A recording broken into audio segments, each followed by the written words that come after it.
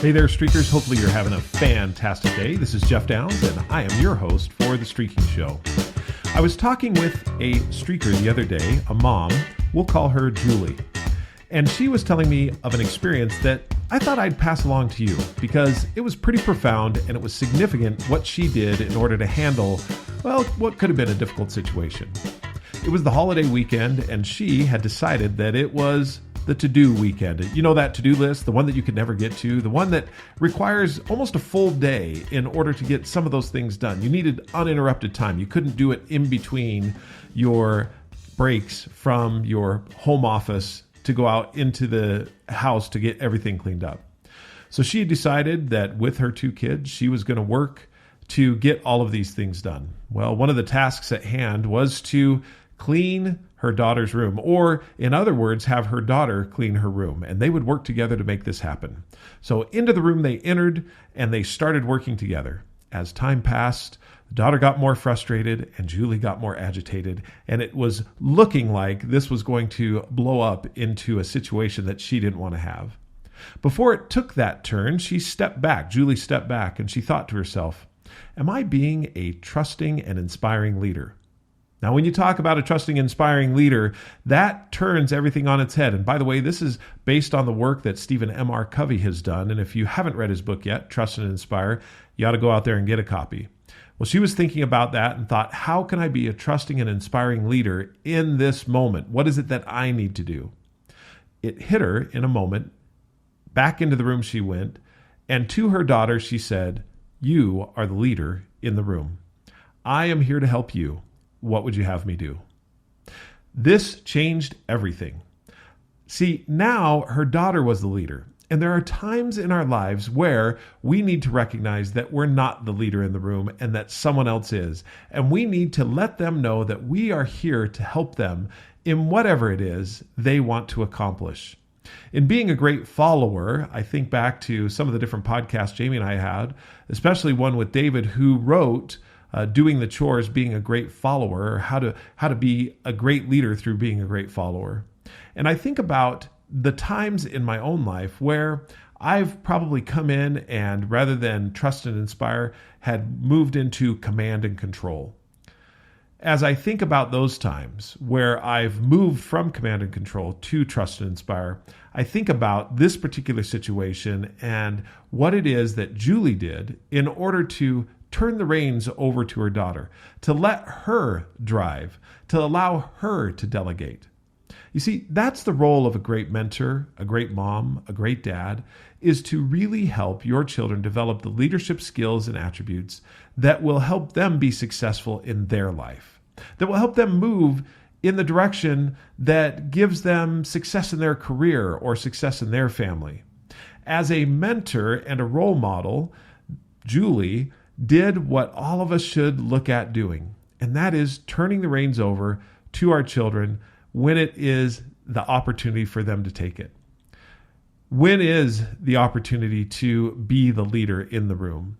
And how is it that you will help your particular child be that leader in the room? How will you teach them the delegation skills and all of the leadership characteristics and attributes? Maybe not all of them, but at least the most important ones.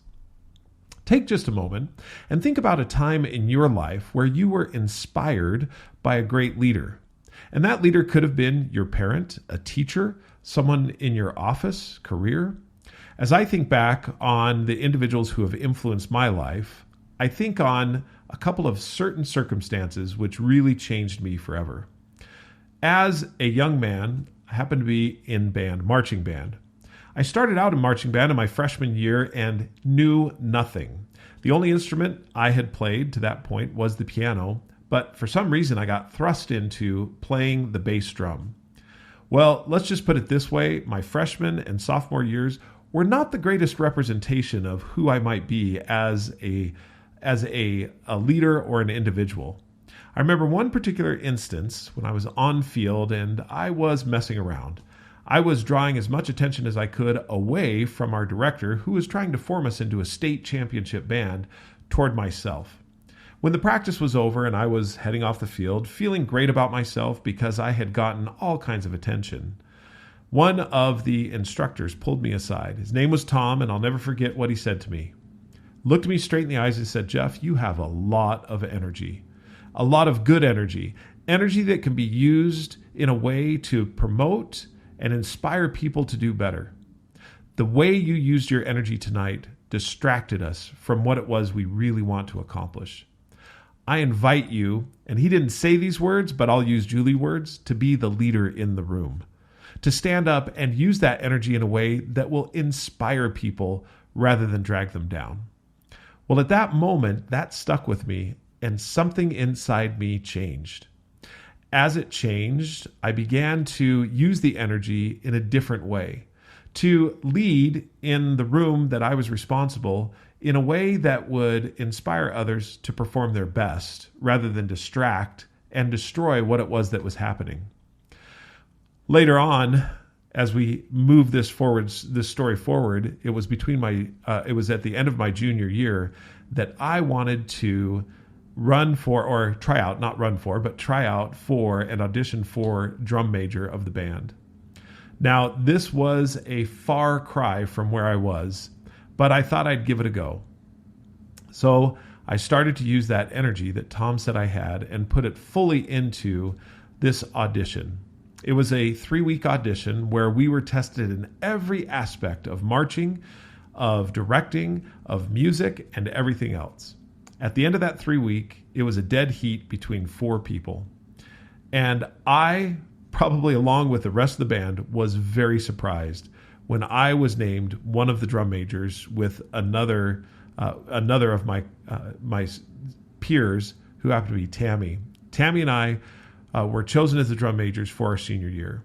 I was completely shocked and absolutely motivated by what had happened. And I think back to that experience where Tom said to me, in essence, "You are the leader in this room." As you think in your life, whether it be with family members, with people at work, your career, your colleagues, people at church, wherever you may be, there's always room to recognize who it is that's the leader and help them grow and develop into who they can potentially be. That's what Julie did for her daughter. That's what you can do for your sons and daughters. That's what you can do for colleagues and friends, is help them be the greatest person they can. Now, how does this relate to streaking, and what is that all about? As a leader, one of the greatest attributes and characteristics that you can cultivate and use is consistency. Being consistent across the board and using streaks to be consistent. For example, one of the things that Jamie and I did for our family as they were growing was have a monthly 1-to-1 with every child. That gave us insight and understanding and helped us to understand how they needed to be the leader in their room. Another streak that Jamie and I did and continue to do today is to read to each of our children. Now, as they're growing and going out of the house, that streak gets smaller and smaller as far as the number of children that attend. But reading and connecting in that way also helps us to understand them and them to understand that we value and appreciate education and continuous learning. I'm sure there's several other streaks that you can employ. By the way, just a little plug. Tomorrow we talk with Scott Wozniak, who's written a new book that you'll want to listen to. You'll want to listen to this podcast. We recorded it today. It'll be out tomorrow. You'll want to listen to it. Tune into it. Scott is a dynamic speaker, and we had a lot of fun talking to him. But he reveals what is the greatest attribute that an individual or organization can have in order to establish a brand that lasts forever. Tune in tomorrow and listen to that. As far as streaking is concerned, if you want to learn more, you can download the app at the Apple App Store or at Google Play.